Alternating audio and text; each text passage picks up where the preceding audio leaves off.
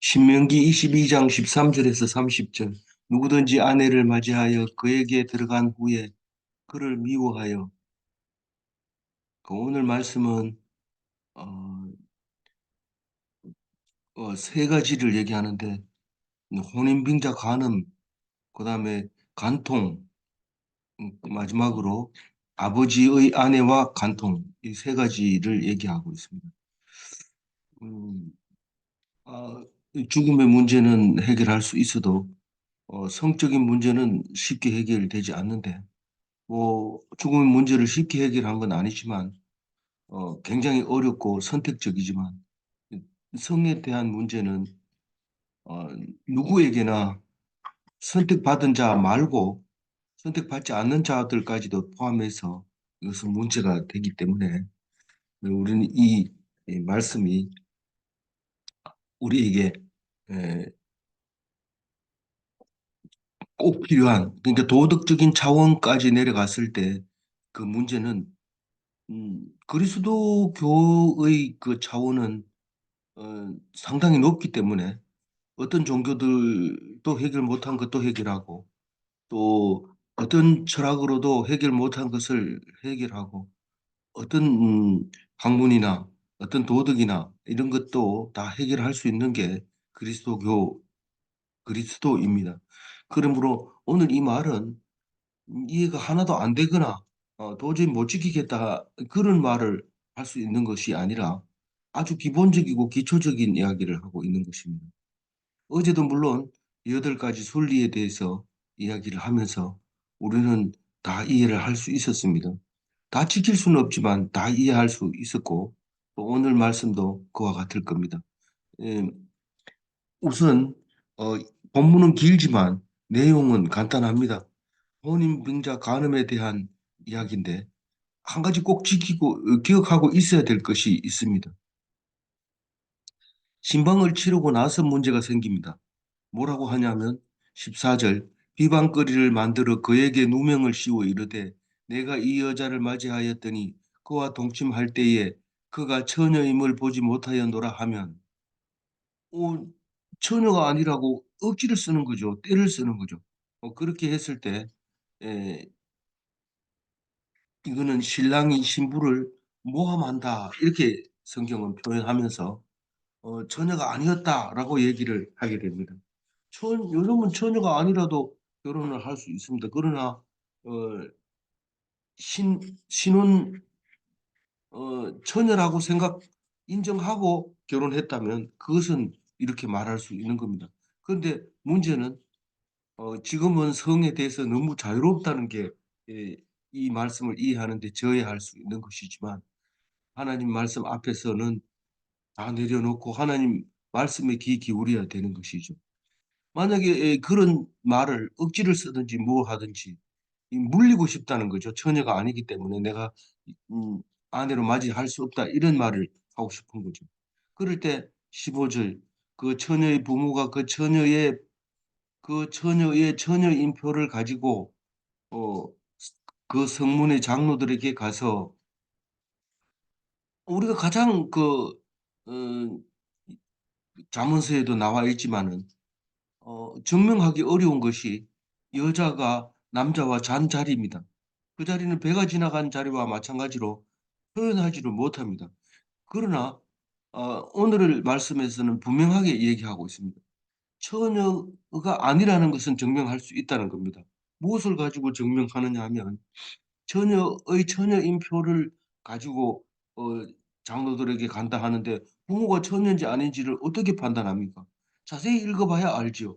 16절 처녀의 아버지가 장로들에게 말하기를 내 딸을 이 사람에게 아내로 주었더니 그가 미워하여 비방거리를 만들어 말하기를 내가 네 딸에게서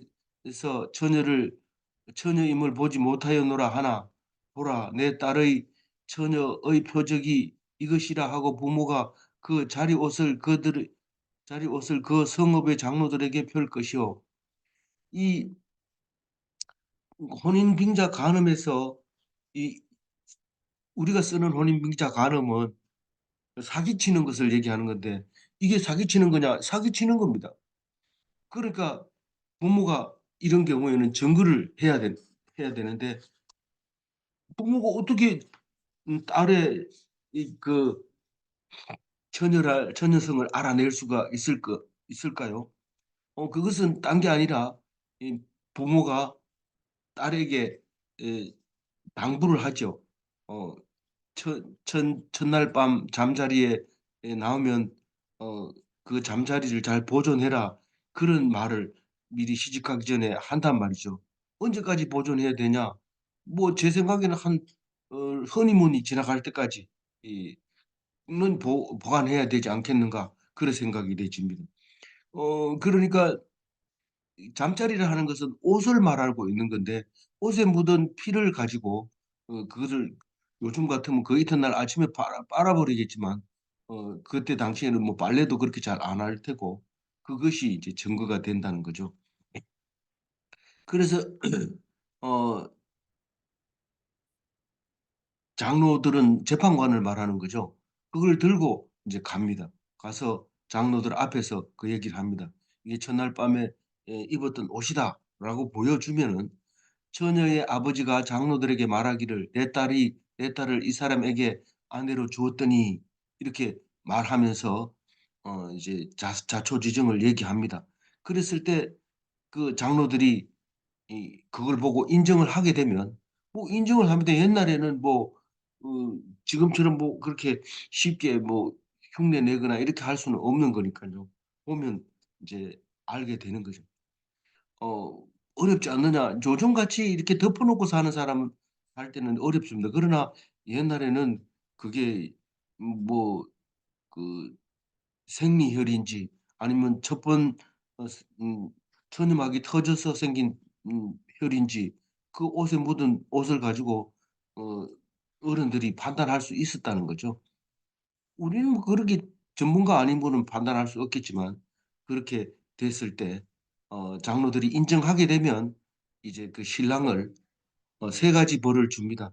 첫 번째 벌은 두들겨 팹니다. 태형을 가합니다. 그 여자에게. 모함했다. 그래 가지고 40대 정도 한 대 뺀 그런 매를 둘 두들겨 패도록 되어 있습니다. 그다음에 19 절을 읽어 보면은요. 이스라엘 처녀에게 누명을 씌움으로 말미암아 그에게서 언 100 세겔을 벌금으로 받아 여자의 아버지에게 주고 그 여자는 그 남자가 평생 버릴 수 없는 아내가 되게 하려니와 벌금 100 세겔은 예수님이 30 세겔에 팔렸으니까 100 세겔은 200 데나리온이니까 우리가 말하면은 얼마입니까? 이 2천만 원인가요? 이 10 세겔이면 100만, 1000만. 10 세겔이면 이제 20 데나리온 이게 지금 200 데나리온이니까 10만, 100만, 좀 2천만 원은 되네요. 2천만 원을 신부 부모에게 줍니다. 뒤에 보면 알듯이 어 이 지참금이 이렇게 비싸지 않습니다. 그런데 이런 경우에는 엄청 많은 돈을 신부의 부모에게 주면서 그걸로 끝이 아닙니다. 신부는 평생 버릴 수 없는 아내가 됩니다. 원래는 신부가 마음에 안 들면 버리고 다시 얻는다든가 여러 아내 중에서 버릴 건 버리고 데리고 살 건 데리고 살고 그렇게 돼 있었던 때죠. 그래서 이 신부는 특별히 평생 버리지 못하게 되는데 남편 입장에서는 가장 큰 벌이라고 생각돼 있어요. 평생 지옥으로 살게 되는 것이죠. 그래서 함부로 모함하거나 그렇게 근거가 없을 것 같아서 막 주장하고 그렇게 하는 것은 이스라엘 백성에게서는 있을 수 없다. 그렇게 말할 수 있는 것이죠. 어 그다음에는 "증거가 없다." 이럴 때가 있습니다. 증거가 없다. 어 처녀가 처녀이라는 증거가 안 나타날 때 그럴 때는 어떻게 하냐. 21 절. 그 처녀를 그의 아버지의 집 문에서 끌어내고 그 성읍 사람들이 그를 돌로 쳐 죽일지니 이는 그가 그의 아버지 집에서 장기의 행동을 하여 이스라엘 중에서 악을 행하였음이라. 너는 이와 같이 하여 너희 가운데서 악을 제할지니라. 요즘 같으면은 이게 증거가 안 될 증거를 어떻게 합니까? 나는 절대로 그런 일이 없습니다. 그리고 끝까지 오리발을 내밀면 우리는 방법이 없습니다. 그래서 굉장히 난해한 문제가 해결되지 음, 음, 음, 그렇지만 난해한 재판이 될 수도 있지만 어, 이것은 이 법이 중요한 거기 때문에 다시 말해서 이 법이 완전하든지 완전하지 않든지 방향이 확실하기 때문에 이것으로 말미암아 이제 벌을 받게 됩니다. 그 근데 그게 제일 중요한 거는 사실 그게 소문이 나는 게 중요한 거죠. 그 여자는 천남자가 아니었다라고 소문이 나거나 남들이 다 그렇게 인정하거나 본인도 그것을 수긍하는 순간에는 이제 죽음이 오는 거죠. 어 그의 집 앞에다가 끌어다 놓고 장로들이 이 인정을 못 했다는 것을 인정하고 나면 그 사람을 음 친정 아버지한테 갖다 놓고 상업 사람들이 신부를 돌로 쳐서 죽입니다. 그렇게 해야 이스라엘 중에서 악이 제하여진다고 생각하고 있었던 거죠. 실제로 그래야 되죠. 그래야지 되지. 그냥 모양만 잡아서 안 됩니다. 왜냐하면 그것을 뭐라고 얘기하냐면 처녀로 창기 이 짓을 했다. 처녀 창기임을 증명했다고 증명을 안 하면 그게 처녀 창기임을 증명하는 것이 되는 겁니다. 그래서 이게 이제 무슬림에서는 명예살인이 되는 똑같은 거죠. 어, 우리가 증명을 못하면 그리고 집안을 망신시키면 결국은 음, 이렇게 이제 제일 가까운 사람, 어, 특히 요즘 명예살인, 무슬림의 명예살인은 그 딸아이의 오빠가 총을 가지고 가서 쏴 죽이는 그런 일이 생기는 거죠. 어쨌거나 이 처녀의 성에 대해서 얘기하는데 이 우리는 지금 죄에 대해서 굉장히 관대합니다. 뭐 1심에서 불복하고 2심에서 불복하고 그 사람이 죽을 죄를 지었는데도 계속해서 재판만 벌이게 되는 그런 일들을 볼 수 있는데 이스라엘은 죄에 대해서 아주 무자비합니다. 그 그냥 용서 없습니다. 그냥 진멸해야 되는 것이죠. 어 그거를 오늘 말하고 있습니다. 그리고 성적인 문제 중에서 간통이 있습니다. 간통은 뭐냐면 22절 어떤 남자가 유부녀와 동침한 것이 드러나거든 그 동침한 남자와 여자를 둘 다 죽여 이스라엘 중에서 악을 제하지니라.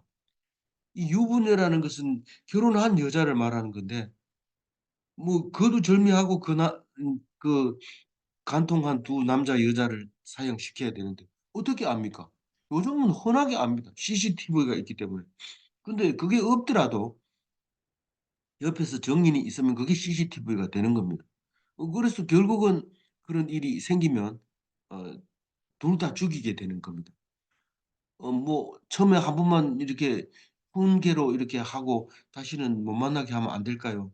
안 됩니다. 그건 완전히 죽여야 됩니다. 악을 자비가 없습니다.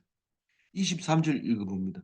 처녀인 여자가 남자와 약혼한 후에 어떤 남자가 그 성읍 중에서 만나 동침하면 어 처녀인 여자가 남자와 약혼한 후에 남자가 그의 성읍 중에서 만나 동침하면 이 유부녀하고 약혼한 여자하고 동급으로 이제 취급하고 있어요, 지금 현재. 유부녀 간통과 약혼녀의 간통 이거를 동급으로 취급하고 있는데 두 가지로 구별합니다. 어 성중에서 간통했는 것과 성덜에서 간통했는 이 두 가지를 나누는데 성중에서 간통을 하게 되면은 동침을 하게 되면 둘 다 죽이는데 성문 밖에서 죽입니다. 이 강도들을 죽일 때 성 안에서 죽이지 않고 항상 밖에서 죽이는데 예수님도 강도와 마찬가지로 성 밖에서 죽이게 되는 것이죠. 그렇게 여자 쪽의 입장에서는 피할 수 없는 상황에서 어 피할 수 있는 상황에서 범죄를 저질렀다. 성중에서는 소리치면은 얼마든지 어 성행위를 하지 않을 수 있는 건데 그게 가능했다는 것은 여자가 동의했다는 겁니다. 그래서 그걸 어, 간통이라고 얘기를 하는 거죠. 남자는 그 이웃의 아내를 범했기 때문에 십계명을 어긴 거죠. 그래서 이건 둘 다 죽이게 돼 있습니다. 그런데 만약에 덜해서 간통이 일어났다면 그렇지 않습니다. 24절과 25절을 같이 읽어보면 너희는 그들을 둘 다 성읍 문으로 끌어내고 그들을 돌로 쳐 죽일 것이니 그 처녀는 성 안에 있으면서 또 소리를 지르지 아니하였음이요 그 남자는 그 이웃의 아내를 욕보였음이라 너는 이같이 하여 너희 가운데에서 악을 제할지니라.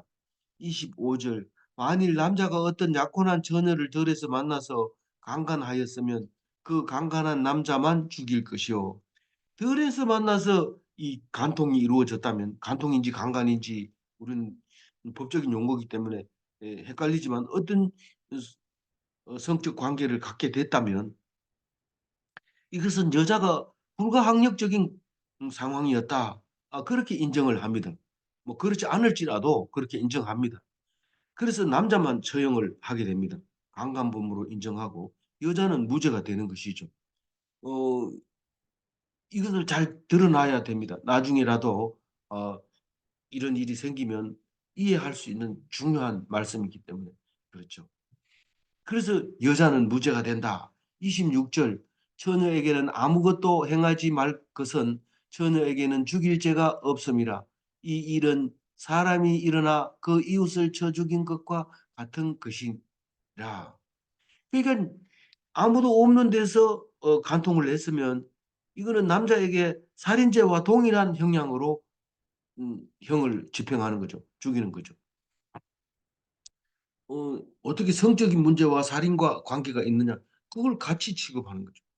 실제로는 현실적으로는 그게 충분히 이 살인과 어, 간통은 같은 어, 형량을 줘야 된다고 생각할 수 있습니다. 얼마든지. 그런데 지금은 증거가 불충분함으로 어, 끝까지 입을 다물고 오리발을 내밀면 어렵기 때문에 처형이 어려운 거죠. 원래 법은 사형죄입니다.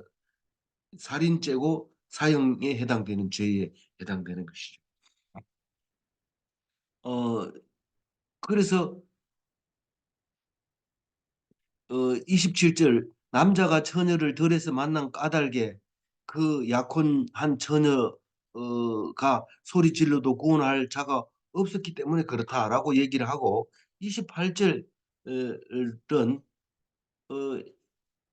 약혼하지 않은 처녀가 어, 간음을 했을 때 간통을 했을 때 이것은 이제 그 어떤 경우냐 두 남녀가 현장에서 발견되면 뭐 결혼 안 한 사람이 만나가지고 이렇게 간통을 할 수 있느냐? 얼마든지 할 수 있죠. 일어날 수 있는 일이죠. 그러나 둘 다 입을 다물고 아무도 모른다면 이건 문제 될 거 없습니다. 근데 누가 봤다든가 그게 소문이 났다든가 본인이 인정한다든가 그렇게 했을 때는 이게 이제 문제가 되는 거죠. 29절 읽고 그 동침한 남자는 그 처녀의 아버지에게 은 50세겔을 주고 그 처녀를 아내로 삼을 것이라 그가 그 처녀를 욕보지었은즉 평생에 그를 버리지 못하리라. 이 50세겔은 결혼 집착금으로 해서 결혼 안 한 남녀기 때문에 남자는 결혼해도 됩니다. 여자를 둘 얻을 수 있고 셋 얻을 수 있으니까 남자는 상관없지만 여자가 결혼하지 않은 상태에서 간통을 했기 때문에 남자는 여자를 지참금을 주고 데리고 와야 됩니다. 근데 여태까지 지참금에 대한 이야기는 안 하지만 뭐 어떤 관계를 순서가 바뀌어버리면 지참금을 주고 데리고 와서 어, 간통을 했으면 그건 간통이 아니라 당연한 거기 때문에 상관은 없겠지만 이것은 지금 순서를 바꿔나기 때문에 간통으로 들어갑니다. 그래서 50세계를 준다는 것은 30세계보다 훨씬 많은 것을 줍니다. 벌금을 포함해서 준 겁니다. 다시 말해서 어, 종의 한 사람의 그 값이 30세겔이라 한다면 그보다 훨씬 높이 쳐주는 거죠. 그래서 우리가 처녀가 예쁘고 이러면 금값이 나갑니다. 아주 비싸게 예 도도하지요. 그런데 어떻게 잘못해서 어떤 남자한테 같이 놀다 보면 똥값으로 바뀌어 버립니다. 금값이 똥값으로 바뀌는 순간이 바로 이런 순간이 되는데 그래도 그 남자가 어 그 처녀를 책임진다면 그래도 50 세겔은 받을 수 있으니까요, 아버지가. 그러니까 뭐 유대 법에서는 제대로 만들어 놓은 거죠. 그리고 그 아내를 삼는데 정식으로 결혼하죠. 마치 없었던 것처럼 그런 일이 없었던 것처럼 정식으로 결혼하는데 특별한 게 하나가 더 있습니다. 이 아내는 버리지 못합니다. 아내를 결혼했는데 뭐 아내를 버릴 자격이 있습니까? 버릴 때는 버린다고 그 정서만 써 주면 살기 어려우면 딴 남자하고 결혼할 수도 있고 혼자 살 수도 있고 그렇게 되어 있는 법이었던 거죠. 그렇게 함으로써 결혼에 대한 간통에 대한 통간에 대한 그런 문제는 이제 해결되게 되는 것을 볼 수 있습니다. 성경을 읽어 보고 해결이 안 되는 문제가 거의 없습니다. 그런데 우리는 그걸 안 보고 세상 법에다가 갖다 내놓고 "아 요즘 뭐 간통죄 없어졌다." 이러면서 막 다니면 어 안 됩니다. 우리는 지금 모텔 같은 거 이런 건 보면은 간통죄를 없애고 나니까 더 많이 더 저기 그 모텔이 없어지는 것을 볼 수 있습니다. 그럼 뭐 왜 그런지는 모르지만 어쨌든 우리는 성경을 가지고 판단을 해야 되고 이야기를 해야 되고 그래야 됩니다. 그래서 그렇지 않을 경우에는 우리는 다른 사람하고 구별이 안 되고 똑같은 사람이 돼서 엄청난 죄를 가지고 있는 상태에서 살아가게 되는 것을 말씀하고 있습니다. 그리고 오늘 제일 마지막 30 절에 한 절만 이야기를 하고 있는데 30절 "사람이 그의 아버지의 아내를 취하여 아버지의 하처를 드러지 내지 말지니라." 뭐 이걸 죄라고 하지만 이 죄값은 어떻게 치르는지 잘 모릅니다. 뭐 이런 일은 흔하지 않기 때문에 그렇긴 하지만 그래도 이런 일이 얼마든지 있을 수 있습니다. 어떻게 해요? 아내가 많기 때문에 이런 일이 생길 수가 있는 거죠. 이건 뭐 레위기에서 설명을 하고 있는 거기 때문에 다 아는 거지만 "하지 마라." 이런 걸로 됩니까? 벌이 묻도록 이렇게 해 줘야 되는 거 아닙니까? 그렇지 않습니다. 그 그 르우벤이라고 하는 야곱의 맏아들은 자기가 사랑하는 아내 라헬의 종에게 종이 이 아이를 낳아 주잖아요. 이 저기 저기 이삭이 아니고 야곱의 아이를 낳아주는 음 아내가 됐는데 4 명의 아내 중에 1 명이 빌하인데 그 빌하와 르우벤이 간통을 하는 바람에 르우벤은 영원히 장자짓을 못하고 부끄러워지고 그 후손들도 르우벤 지파는 그렇게 살지 못하고 이 모압 땅과 암몬 사람들의 땅 사이에서 살다가 지리멸렬하고 사라져 버리고 맙니다. 그러나 유다 지파는 남아서 유대인으로서의 삶을 살아가고 있는데 우리는 "하지 마라." 이러면 뭐 "벌이 없네." 이러면서 가볍게 생각하면 안 되는 거죠. 아주 중요하게 여겨야 되는데 벌에 대해서만큼 죄에 대해서만큼 무자비한 하나님이라는 것을 기억하고 겁을 내시기 바랍니다. 오늘 어 그 22절 읽고 정리합니다. "어떤 남자가 유부녀와 동침한 것이 드러나거든 동침한 남자와 그 여자를 둘 다 죽여 이스라엘 중에 악을 제할지니라." 이스라엘은 죄가 없어야 합니다. 죄를 가지고 "이스라엘이다, 이스라엘이다." 이러면 안 됩니다. 그거는 이스라엘이 아니죠. 그 그리스도인도 마찬가지죠. 죄를 그대로 두면 그리스도인이 아닙니다. 질문합니다. 죄를 지은 사람은 속할 길이 있는가?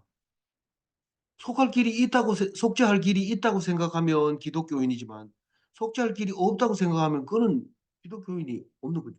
아니죠. 그럼 죽는 거예요. 살아 있어도 사실은 들통나는 순간 죽습니다. 들통이 안 나니까 가만히 있는 거지 들통나는 순간 죽어 버렸는데 왜 죽었냐 들통 날까 봐 겁이 나서 죽었어. 이렇게 죽는 거예요. 그게 뭐 구원은 없습니다. 두 번째 질문. 그리스도는 죄인 된 우리를 의인의 길로 인도하는가? 우리는 아무리 큰 죄를 지었더라도 그리스도 안에서 하나님 앞에 말씀으로 붙잡고 서면 의인으로 돌아옵니다. 그렇다고 해서 죄를 짓고 마음대로 짓고 우리는 마지막에 그리스도인으로 돌아가면 안 되겠나? 그렇게 생각할지 모르지만 믿음은 오직 현재의 믿음뿐이고 나중에는 없습니다. 오직 현재의 믿음으로 미래를 살아가게 됩니다. 꼭 기억하시고 죄 없는 그리스도인이 되시기를 바랍니다. 기도하겠습니다. 하나님 감사합니다. 오늘 성에 대해서 무디어 있고 성에 대해서 자유하고 성에 대해서 온갖 음, 죄가 만연할 때 하나님께서는 그리스도인이라는 것을 생각하게 해주시고 구별되게 생각해 주시고 온전히 온전한 혐오 양처의 모습을 우리에게 강요하실 때 아멘으로 받아들이는 오늘 하루가 되게 하여 주옵소서. 감사하고 우리 주 예수 그리스도 이름으로 기도 올리옵나이다. 아멘.